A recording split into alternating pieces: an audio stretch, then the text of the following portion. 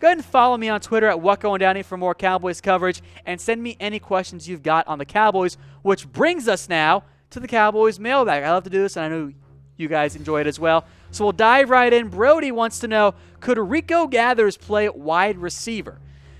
Well, the short answer is no, and there is a pretty lengthy explanation as to why. So Rico has the great size you want as tight end, and for a tight end, he's a bit of a better mover than most tight ends are. But if you put him at wide receiver, based on recent drafts and what he ran in the 40, you're at about a 2 percentile among receivers for speed.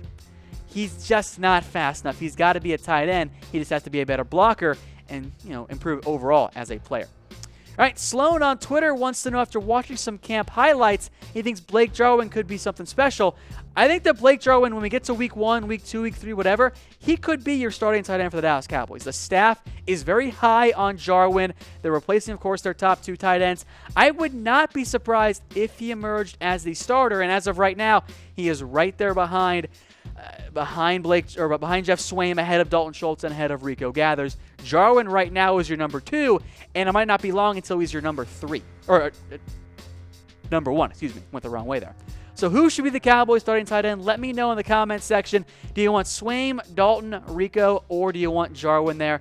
Let me know who you guys want in the comments section. Keep it rolling out with some more questions coming in. Rodriguez says, with Frazier being placed in the NFL on the NFI, could Dallas attempt to get Earl Thomas? And there are a couple different comments here about Frazier. We'll kind of scroll through all these questions here at once. Ethan says, hey, with the medical issue, what about trading for Derrick Henry, which I think makes more sense if indeed Frazier misses time. And Sandman says, with the medical condition, they need a box safety, still need depth. Is Earl Thomas still intact? So all of those things get played into one with Kavon Frazier's question marks at safety. You bring up their depth chart without Frazier, and it's bad. You got Jeff Heath, Xavier Woods, which is fine as your top 2. But then you're banking on some combination of Marqueston Huff, Jameel Showers, Cam Kelly, or Tyree Robinson. Hard pass there. So if Frazier does miss time with this blood clotting issue, you got to go find somebody else. Maybe it's a box safety in free agency. Maybe you do go trade for Derrick Henry, which I would love. He'd be a good fit at the strong safety position. Or maybe you increase your efforts to land an Earl Thomas. And Jordan wants to know if the Cowboys are waiting on Earl Thomas to make an addition at safety. I think that theory makes a lot of sense. The Cowboys hope, and they definitely want, to land Earl Thomas. If that's the case, then they should wait for ET. Of course, at a certain point, they can't wait forever. So as the Cowboys, I think, are a little bit waiting on Earl Thomas. They don't want to go sign Kenny Vaccaro if they could get Earl Thomas. But I don't think it's the main reason why. It's because, of course, Seattle, they're still the ones in charge of that. So let me know, folks, if you want the Cowboys to trade for Earl Thomas. Give me an A for a yes, a B for a no. I'm sure many of you guys will say A, or I've seen quite a few Bs as well, given the presence of Xavier Woods.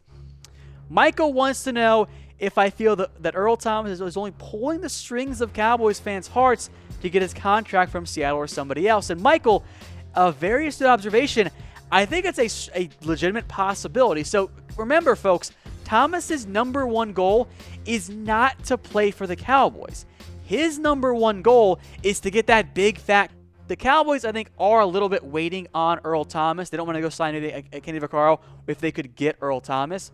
But I don't think it's the main reason why. It's because, of course, Seattle, they're still the ones in charge of that. So let me know, folks, if you want the Cowboys to trade for Earl Thomas. Give me an A for a yes, a B for a no. I'm sure many of you guys will say A, or I've seen quite a few Bs as well, given the presence of Xavier Woods. Michael wants to know if I feel that Earl Thomas is only pulling the strings of Cowboys fans' hearts to get his contract from Seattle or somebody else. And Michael, a very astute observation, I think it's a legitimate possibility. So remember, folks, Thomas's number 1 goal is not to play for the Cowboys. His number 1 goal is to get that big fat contract he so desperately wants.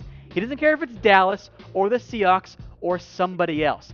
He just wants to get paid, and saying that the reports of the Cowboys having interest there provides additional leverage. So I don't know if it's actually the case, but it is a possibility there. He could just want that big money from Seattle, and if he asks you to use the Cowboys to do it, then it's worthwhile.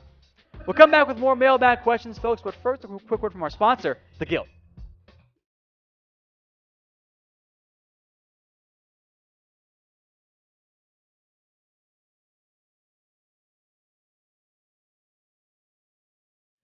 All right, another question coming in now from Sandman. He says he wants to know what is wrong with David Irving. First a suspension, now he's in drug rehab. So David Irving, in reality, has had a really, really bad offseason. All right, he's excused from camp to attend rehab for his substance abuse.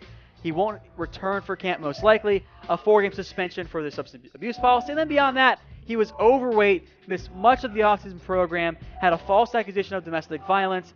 But when on the field, he's so talented when he's healthy and able to play. You kind of want to wait and see what happens there. I think in reality, David has to get his actual life in order.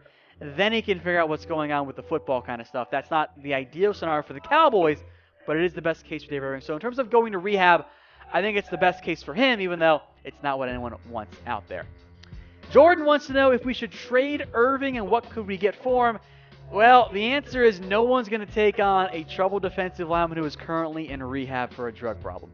That's just not going to happen. So David Irving, in reality, has pretty much no trade value, and it's better to keep him and hope that maybe you get something else in terms of on-the-field play if it's a handful of sacks over the course of a season. Even that is worth it. So, folks, let me know if the Cowboys should dump David Irving. Give me a Y for a yes. And how many yards and TDs will Gallup have? Well, as for Gallup, we'll see.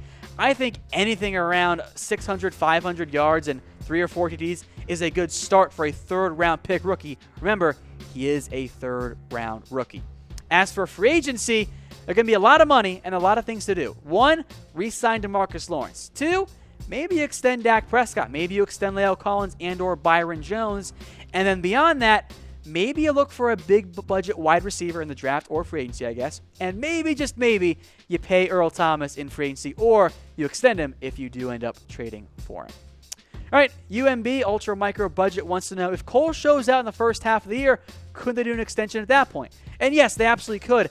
I think the Cowboys want to maintain some flexibility long-term at the wide receiver spot, be it with Gallup and Hearns and or Cole Beasley. So he is in line for an extension if he does have that great start to the year and if he ends up taking maybe a bit of a more team-friendly contract. I think the reality is that Beasley saw what all those receivers got last offseason. He might try and see if he can get more on the open market, and I wouldn't blame him for that at all. All right, Orion asks about Kevin Dodd, if the Cowboys should bring him in, and my answer is no. I do not want Kevin Dodd on this team for 2 main reasons. 1, the Cowboys don't need another pass rusher. They're fine. 2, Kevin Dodd was coming off a disastrous first 2 years, had a clean slate with a new coaching staff, and didn't show up to camp. Seriously? I don't want that attitude, that mindset, or another pass rusher. Hard pass on Kevin Dodd. No interest in him. I think his career might be over. Another addition option. Jordan wants to know about Teddy Bridgewater if Dak looks horrible or with an injury. If he looks bad, they're not going to go trade for Teddy Bridgewater. I would be stunned if that's the case. But if he gets hurt, maybe it makes a little bit more sense. And the Jets, I think, are going to try and flip him for a draft pick, a 4th, 5th, whatever, if a quarterback does go down. And I think there's some upside with Mike White and Cooper Rush, but I would trust Teddy Bridgewater more because I am a big fan of Teddy Two Gloves. But again, a trade seems very, very unlikely at this point. Michael wants to know if the Cowboys are going to sign somebody not named Kenny Vaccaro, for me, of course, who should they sign? For me, it's pretty obvious. Give me Jonathan Hankins. The Cowboys need a big boy up front at that one technique spot. I don't want it to be Brian Price. Give me Hankins instead. I know the Cowboys don't value nose guards, and he's not going to be a great disruption guy, but he'll be that big boy up front to stop the run, and that's a big concern for me. I would sign Hankins right now. For whatever reason, that has not happened yet, and the Cowboys, frankly, have shown no interest in adding him, so it's a bit of a pipe dream on that end. So, folks, let me know, what free agent do you want the Cowboys to sign? Is it a Hankins, a Vaccaro, somebody else, Adrian Peterson maybe? Let me know in the comments section. Some more questions here. Juan asks, who has more pressure, Dak or Jason Garrett? It's a no-brainer. It's Garrett. If Dak struggles, he'll probably get another year. If Garrett struggles and the Cowboys struggle, he's gone. So let me know, folks, if you think the Cowboys will keep Garrett as their head coach in 2019. Give me a Y for a yes, an N for a no. As I've said before, I think it is playoffs or bust this year for Jason Garrett. Back to Michael asks about what mid-round rookie do I see having the most impact this year? I'll say mid-round starts 4th and beyond. Here are some of the notable guys there. You got Dorrance Armstrong, Dalton Schultz. I'm going to discount Mike White, a backup quarterback. Covington, I don't think he's going to be the guy. So I think in reality, I'm focusing on 2 guys, Dalton Schultz and Cedric Wilson. Schultz, I feel very confident, will make the roster, which leads me to believe it might be him. But if Wilson makes it, I think Wilson has the higher ceiling, lower floor in terms of year one impact at the offense for the Dallas Cowboys. Another one from Michael asked about, with the handling of Gurley and Bell's contracts, what does it mean for Zeke? Frankly, Michael, I think that Zeke's contract talks might look a little bit more like Lev Bell's than Todd Gurley's. And one last one here. How can Jerry Jones tell the players they are not allowed to stay in the locker room during the anthem when the owners agree that they can? The reality is he kind of can't, but it's Jerry Jones. He's going to say what he wants and gets his way. And in the end, the Cowboys aren't going to disagree with Jerry Jones. The players will stand, and it won't be much of an issue for the Cowboys during the season. All right, folks, I am Tom Downey. Follow me on Twitter at WhatGoingDowney for more Cowboys coverage. Hit me with any questions you've got, and if you missed anything, don't worry. We'll play it again here in just a second.